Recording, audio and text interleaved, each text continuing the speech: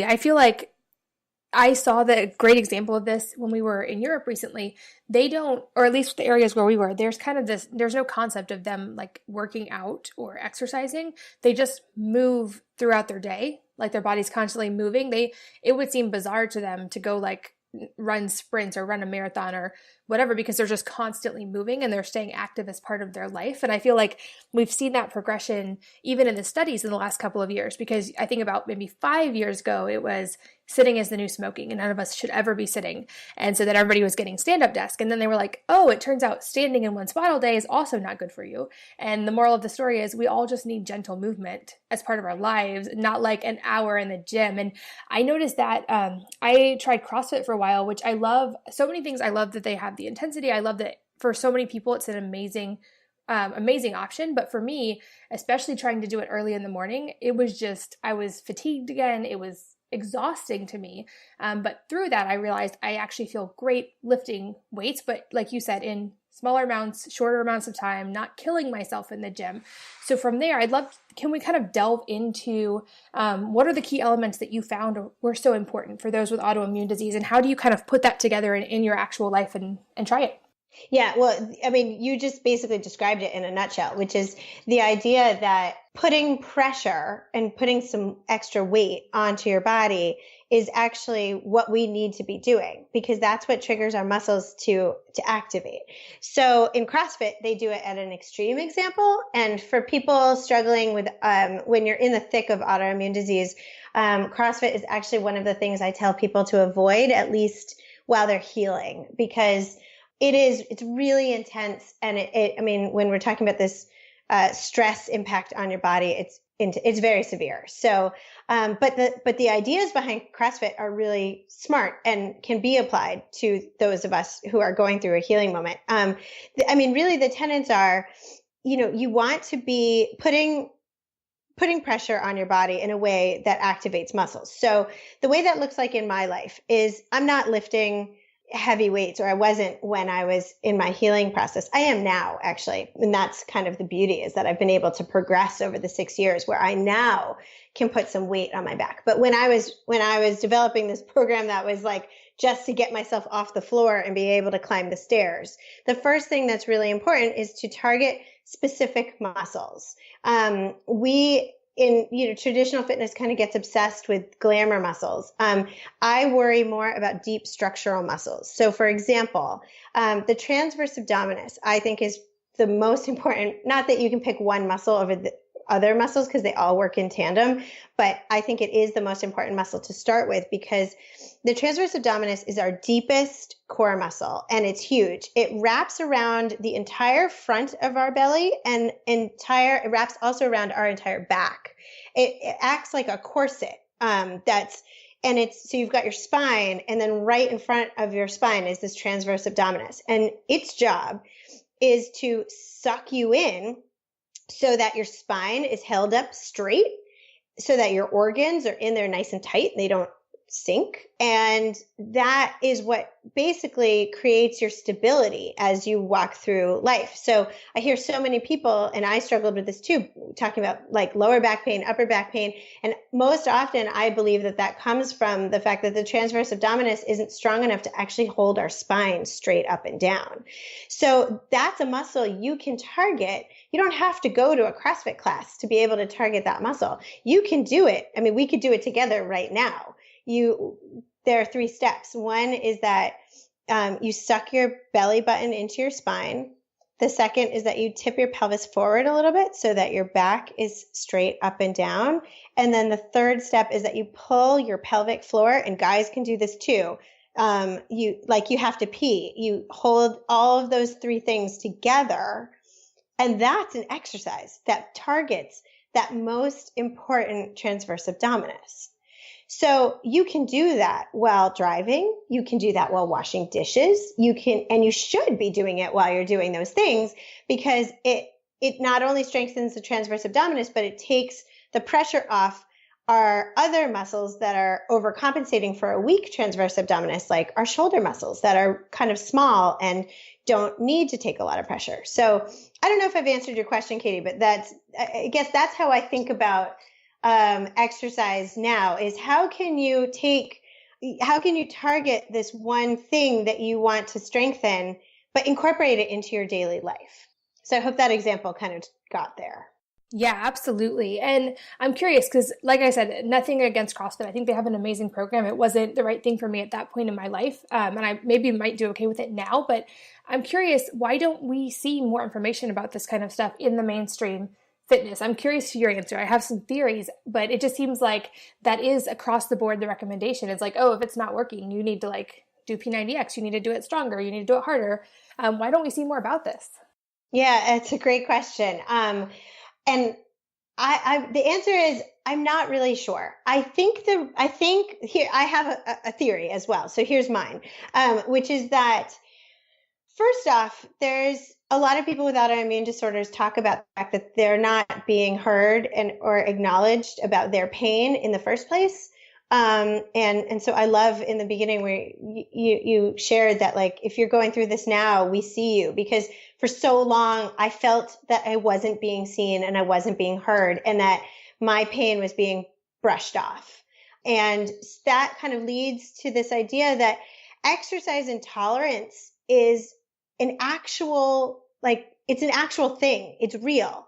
Exercise intolerance has been talked about in the medical community when it comes to heart conditions, but it hasn't really been linked to autoimmune disorders before now. But the reality is that when, with our overtaxed system, that we do struggle with exercise intolerance. Our bodies are literally incapable of doing the same type of exercise that a person without autoimmune conditions, but has the same, physical and like kind of the same breakdown as we do. If you look at the same two people, one has an autoimmune condition and one doesn't, that person with an autoimmune condition is going to be less capable of doing the same amount of exercise. And that's because of this exercise intolerance idea. Our bodies just can't handle that extra pressure. And I think that in the fitness industry, there's this idea that we need to be as effective as possible, as quickly as possible. And so if you're starting with exercise intolerance, the idea of going slow is not matching this idea of working as hard as you can to get quick results, right? So there's this disconnect.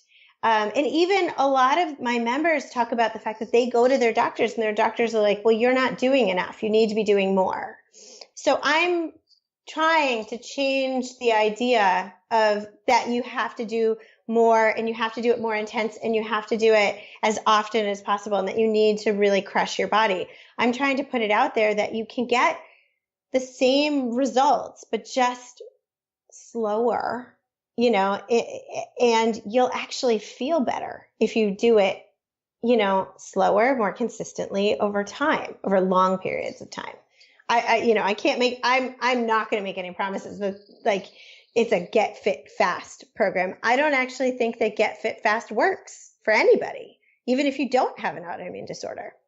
I would agree with that. And I think even for those without autoimmune disease, I'm thinking of people I know personally. And the most fit people I know, they say, like both of us would probably agree, that the majority of it, 90% of it is in the kitchen as far as being fit, not working out to begin with. And they don't work out for hours and hours a day. Like most of them, they like lift weights, they do sprints, but it's all like short amounts of time and lots of recovery, not just like endless hours at the gym. So I'm curious, because we've kind of touched on it, but I'd love to hear more in depth. What about cardio? Because that's a pretty controversial topic right now. I feel like even in the non-autoimmune spaces, how much do we need? Do we need high intensity? Do we need long distance? Is it the amount per day? A lot of conventional doctors tend to give the whole an hour of cardio a day recommendation. So I'm curious what you found specifically for those of us with autoimmune disease, but even just across the board.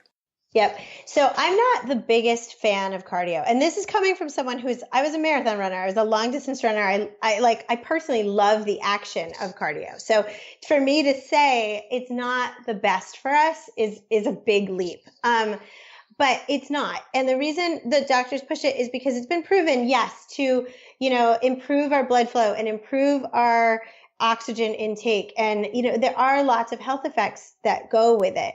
But if you think about primal humans, like way back, cavemen, right? Like they were only running if they were running away from something. They weren't running just to run. What they were doing was they were building shelters, so lifting things up and putting them down. They were moving all day. They were gathering, they were hunting. So what you were saying before, this idea that like we need to move throughout the day and we need to kind of pick heavy things up and put them back down, that which also is not just weights, but can be our bodies as well, I think is the more effective way to go. Cardio really puts you into your sympathetic nervous system, which is your fight or flight zone. And when you're in that fight or flight zone, your body doesn't worry about proper digestion. Your body isn't worrying about what it needs to do to keep you alive long term. It only worries about what it needs to do to keep you alive short term. And so it worries about the immediacy, the here and now.